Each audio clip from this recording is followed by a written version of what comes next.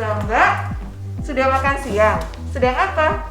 Kalian tidak istirahat? Iya, kita sedang browsing produk-produk investasi ya. Karena kan sekarang banyak nih pilihannya. Tapi kita juga bingung nih Bu, cari yang menguntungkan khususnya dan aman ya di masa pandemi ini. Banyak pilihan, ada sun, ada obligasi, ada emas, ada saham. Bingung ya harus pilih yang mana? Kan pemerintah baru-baru ini mengeluarkan surat utang negara atau SUN dalam rangka pemulihan ekonomi nasional.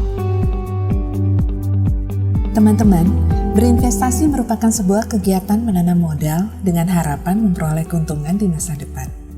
Selain itu, investasi juga merupakan sebuah langkah untuk membangun perekonomian sebuah negara. Oleh sebab itu, dengan berinvestasi, teman-teman dapat membantu pertumbuhan ekonomi Indonesia. Dilihat dari jangka waktunya, investasi terdiri dari investasi jangka panjang dan investasi jangka pendek. Investasi jangka pendek memiliki periode yang cukup pendek dengan hasil return yang dapat dilihat setelah 3-12 bulan. Dibandingkan dengan investasi jangka panjang, investasi jangka pendek memiliki return yang relatif lebih rendah.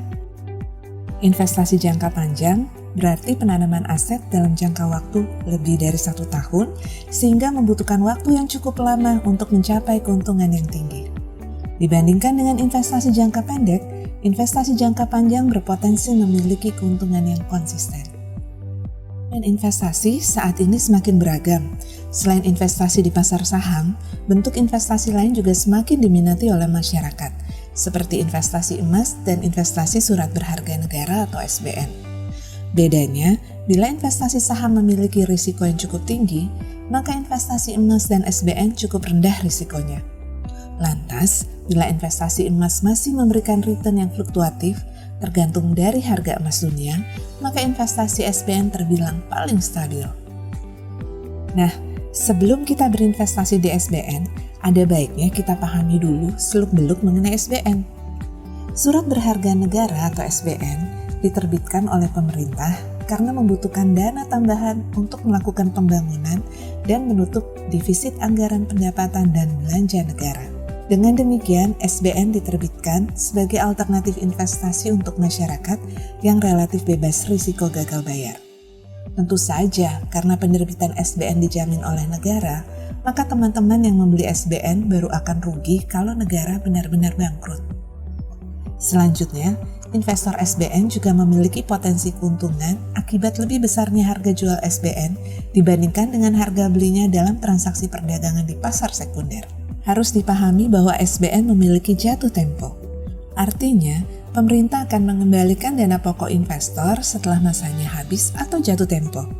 Masa jatuh tempo ini bervariasi sesuai jenis SBN yang kita beli, bisa per 3 bulan hingga 30 tahun. Sementara itu, pemerintah juga akan memberikan kupon atau bunga kepada pembeli atau investor yang dihitung dalam persentase terhadap jumlah pokok utang. Berdasarkan penerbitannya, SBN dapat diterbitkan secara lelang dan non-lelang. SBN yang diterbitkan secara lelang terdiri dari surat utang negara atau SUN dan sukuk negara.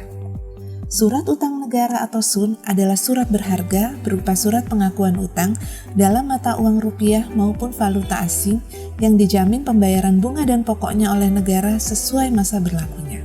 Sedangkan sukuk negara merupakan instrumen surat utang dengan basis syariah. Adapun SBN yang diterbitkan secara non-lelang terdiri dari Savings Bond Retail atau SBR, Obligasi Retail Indonesia atau ORI, dan sukuk retail. Savings Bond Retail atau SBR merupakan salah satu surat utang yang paling umum dijumpai. Pemerintah menerbitkan instrumen ini untuk masyarakat retail. Masyarakat membeli SBR dengan jumlah minimal 1 juta rupiah dan maksimal 3 miliar rupiah. Pembelian bisa dilakukan dalam kelipatan 1 juta rupiah. Obligasi Retail Indonesia atau ORI mirip dengan SBR. Instrumen ORI juga ditawarkan pemerintah untuk investor retail. Namun, angka pemesanan ORI lebih tinggi, yakni dengan pembelian minimal 5 juta rupiah dan maksimal 3 miliar rupiah. Terakhir, sukuk retail. Mirip dengan ORI, namun berbasis syariah. Sukuk retail ditawarkan kepada investor individu melalui agen penjual dengan pembelian minimal 5 juta rupiah. Teman-teman, tahukah bentuk fisik dari SBN? Sampai saat ini, SBN diterbitkan tanpa warkat atau disebut juga scriptless securities.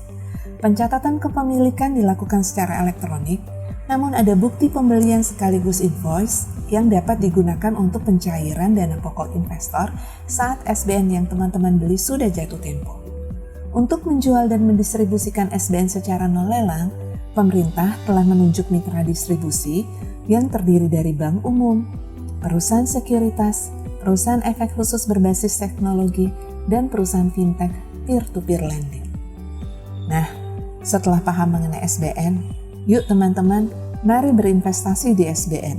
Karena selain terjangkau, bebas risiko, dan suku bunga yang kompetitif, berinvestasi di SBN berarti membantu pertumbuhan ekonomi Indonesia.